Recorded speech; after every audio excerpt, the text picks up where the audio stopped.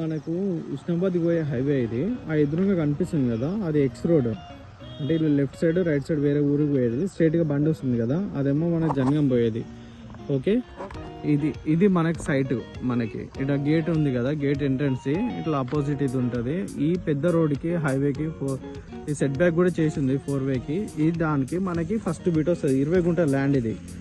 Okay, ఇక్కడ left side ఉంది కదా, ఆ లెఫ్ట్ సైడ్ ప్రీకాష్ వాల్ నుండి ఇక్కడ దాకా మనకి రోడ్ ఫేసింగ్ తోటి వస్తుంది. ఆ రైట్ సైడ్ మొత్తం వరి పొలాలు.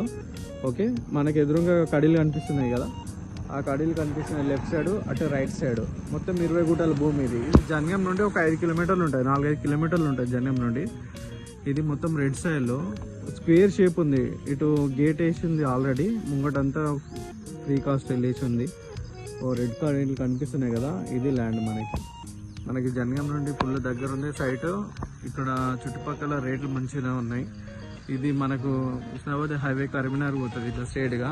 దీనికి మనకి ఫస్ట్ బిట్ వస్తుంది. Okay, opposite rice mill. ఇదంతా ఆల్రెడీ చుట్టుపక్కల అన్నీ సేల్ అవుట్ అయిన ల్యాండ్సే. ఇది ల్యాండ్.